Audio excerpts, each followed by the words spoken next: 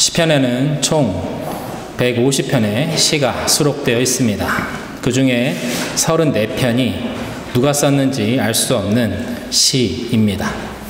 오늘 우리가 함께 읽은 이 시편 118편 역시 누가 썼는지 알 수 없는 시 중에 하나입니다.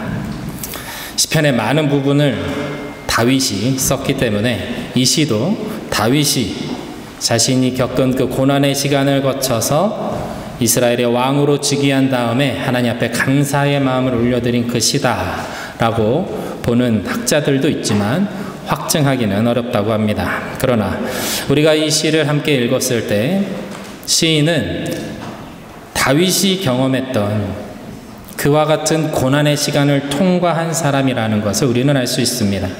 그 고난의 시간을 통과해서 하나님 앞에 감사의 찬양을 올려드리고 있는 것이지요.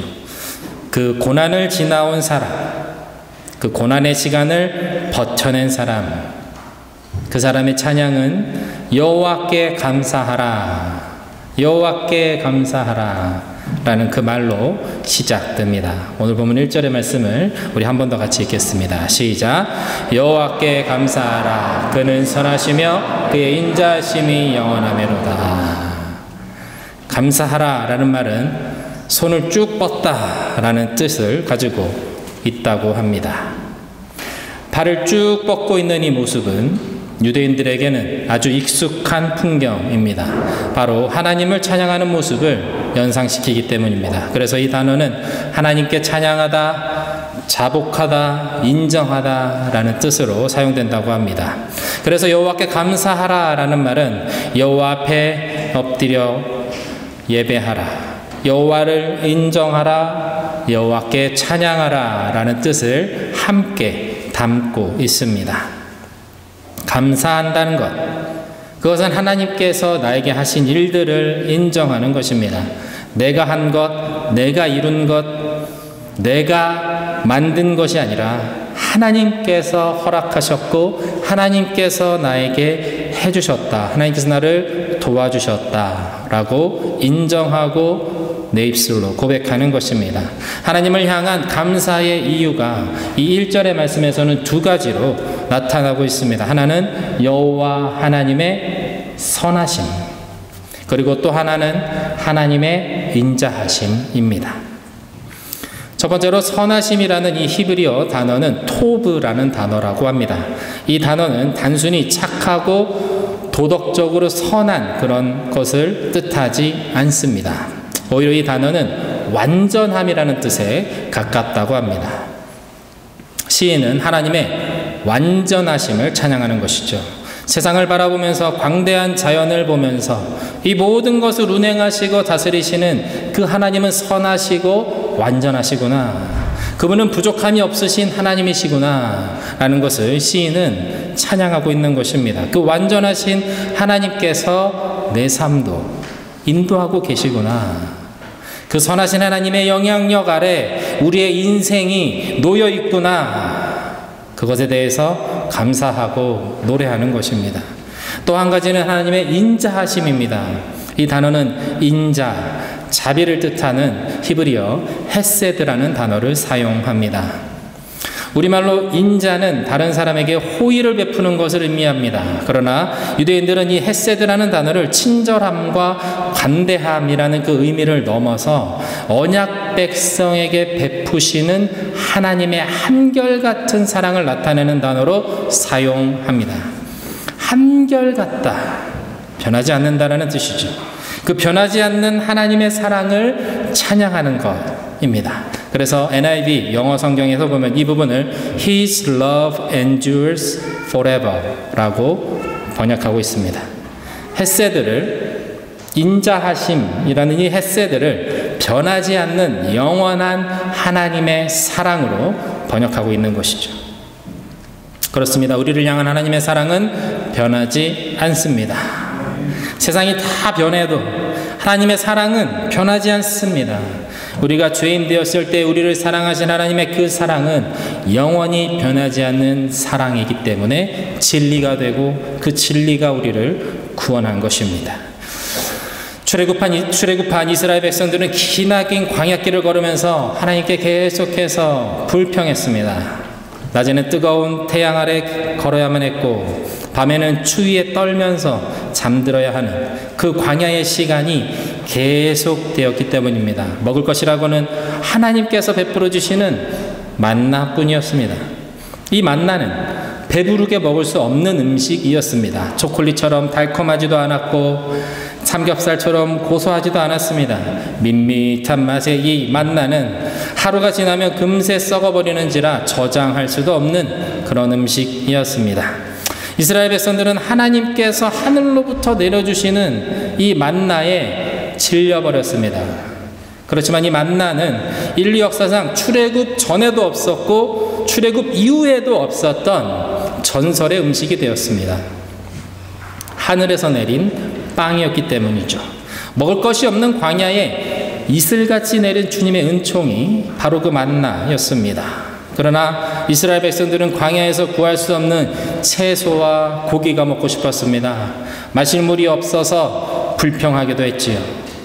쌓여만 가는 불만에 홍해를 나눠서 길을 만드시고 이스라엘 백성을 구원하신 그 하나님에 대한 감사의 마음은 잊혀져 갔습니다.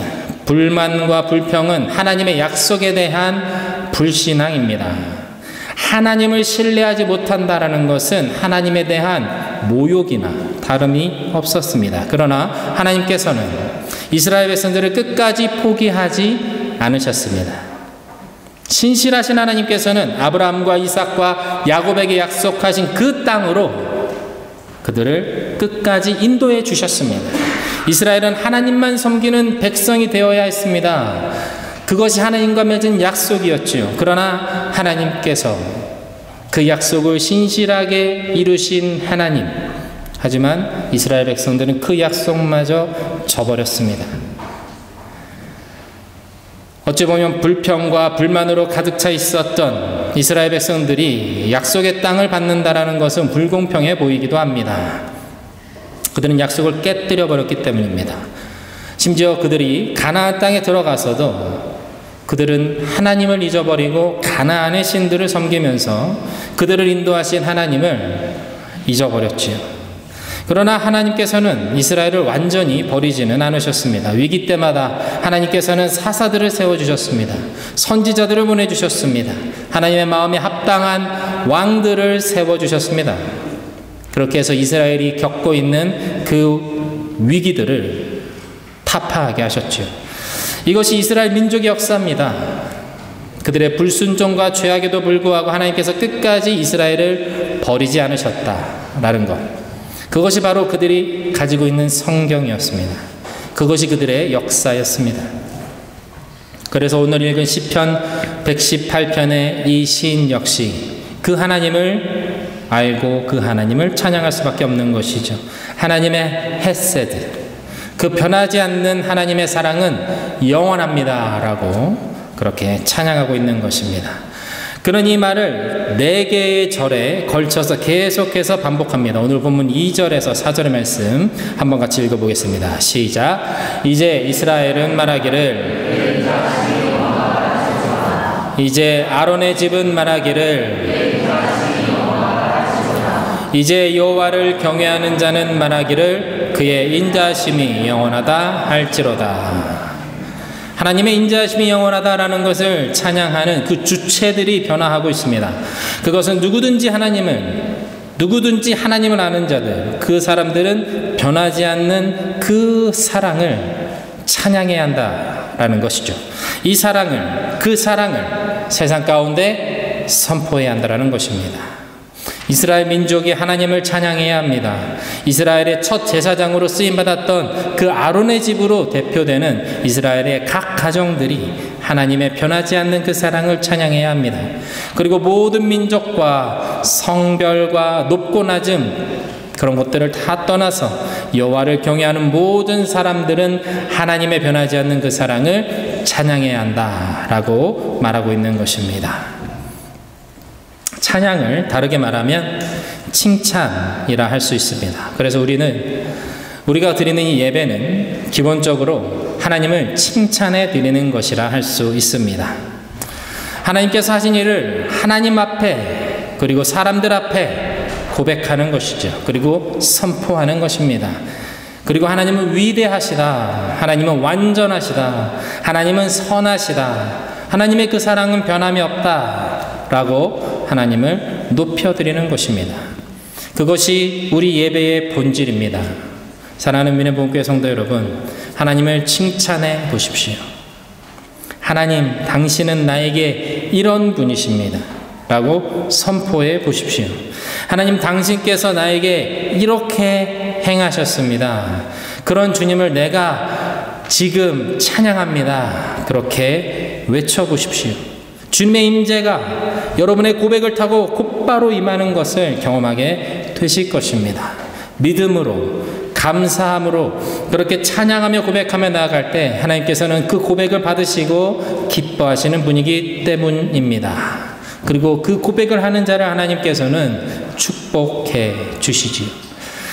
당신의 영으로, 그 창조의 영으로 찬양하는 우리에게 임하시고 말씀하시고 우리를 새롭게 하시는 것입니다. 오늘의 예배가 바로 그러한 예배가 되기를 주님의 이름으로 축원드립니다. 주님을 높여드리고 주님께서 우리에게 하신 아름다운 일들을 주님 앞에 아뢰는 오늘의 예배가 되시기를 주님의 이름으로 축원드립니다. 오늘 본문 5절의 말씀 한번 같이 읽겠습니다. 시작. 내가 고통 중에 여호와께 부르짖었더니 여호와께서 응답하시고 나를 넓은 곳에 세우셨도다. 이제 시인은 구체적인 자신의 경험을 이야기하기 시작합니다. 시인은 자신이 고통 중에 있을 때에 하나님께 부르짖었다라고 말합니다. 고통은 우리를 간절함으로 이끕니다. 우리가 겪는 그 불안은 우리를 하나님께로 간절하게 나아가게 하지요. 고난은 우리를 그 간절한 기도의 자리로 인도합니다. 그것이 고난의 역할입니다. 고난 가운데, 고통 가운데 있는 성도의 기도에 하나님께서는 언제나 응답해 주십니다. 시인의 표현으로 그 응답이란 고통에서 건지사 넓은 곳에 세우시는 것입니다. 이 넓은 곳에 세우시다라는 것은 그 고통에서 건지셔서 자유롭게 하셨다라는 의미가 됩니다. 그 자유함을 이 공간적으로 나타낸 것이라 할 수 있지요. 그래서 영어 버전으로 보면 He answered by setting me free 라고 되어 있습니다. 나를 고통에서 자유케 하심으로 하나님께서 나에게 응답하셨다라는 뜻이죠. 누가복음 4장 16절에서 21절의 말씀을 제가 세 번역으로 읽어보겠습니다. 예수께서는 자기가 자라나신 나사렛에 오셔서 늘 하시던 대로 안식일에 회당에 들어가셨다. 그는 성경을 읽으려고 일어서서 예언자 이사야의 두루마리를 건네받아서 그거를 펴시어 이런 말씀이 있는 데를 찾으셨다. 주님의 영이 내게 내리셨다. 주님께서 내게 기름을 부으셔서 가난한 사람에게 기쁜 소식을 전하게 하셨다. 주님께서 나를 보내셔서 포로된 사람들에게 해방을 선포하고 눈먼 사람들에게 눈뜸을 선포하고 억눌린 사람들을 풀어주고 주님의 은혜의 해를 선포하게 하셨다. 예수께서 두루마리를 말아서 시중드는 사람에게 되돌려주시고 앉으셨다. 회당에 있는 모든 사람의 눈은 예수께로 쏠렸다. 예수께서 그들에게 말씀하셨다. 이 성경 말씀이 너희가 듣는 가운데서 오늘 이루어졌다. 예수님께서 회당에서 이사야 61장의 말씀을 읽으면서 이 말씀이 이스라엘 백성들에게 지금 임하였다라고 말씀하셨습니다. 언약의 말씀이, 선지자의 말씀이 예수 그리스도로 인해서, 예수님으로 인해서 이루어졌다라는 것이죠. 해방되고 눈뜨고 풀어주고 은혜가 선포되는 것, 주님의 자유가 임하였다라는 것이죠. 예수를 믿으면 자유가 임해야 합니다. 주님은 우리를 자유케 하시기 위해서 이 땅에 오셨기 때문입니다. 그 자유케 하심의 은혜로 인해서 우리는 감사할 수 있는 것입니다. 단순히 먹을 것을 주셨기 때문에, 이 세상을 살아갈 수 있는 힘을 주셨기 때문에 우리가 오늘 이렇게 모여서 추수감사절에 감사하는 것이 아닙니다. 그것도 있지만 내가 원하는 것을 공급하시고 허락하신 하나님께 감사하는 것 이상으로 오늘은 주님께서 우리를 참된 자유로 이끌어 주셨기 때문에 감사하는 날이 되어야 할 줄로 믿습니다. 죄의 속박, 죽음의 속박에서 우리를 자유케 하신 십자가의 그 영원한 사랑에 감사하는 것이죠. 이 자유케 하심의 은혜를 다른 말로 조금 더 적극적으로 표현하자면 승리케 하셨다라고 할 수 있습니다. 오늘 본문 6절에서 13절의 말씀 한번 같이 읽겠습니다. 6절에서 13절입니다. 시작. 여호와는 내 편이시라. 내가 두려워하지 아니하리니 사람이 내게 어찌할까. 여호와께서 내 편이 되사 나를 돕는 자들 중에 계시니 그러므로 나를 미워하는 자들에게 보응하시는 것을 내가 보리로다. 여호와께 피하는 것이 사람을 신뢰하는 것보다 나으며 여호와께 피하는 것이 고관들을 신뢰하는 것보다 낫도다.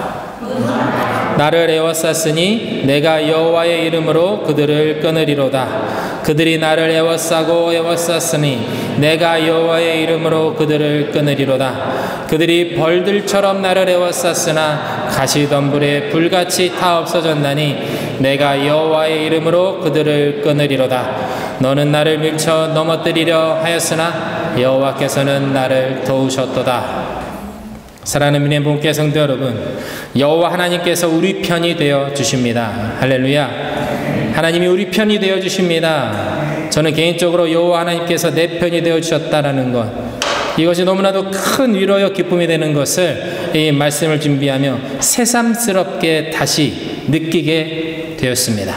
이 구절을 읽는 것만으로도 얼마나 그 가슴이 벅차오르는지 모릅니다.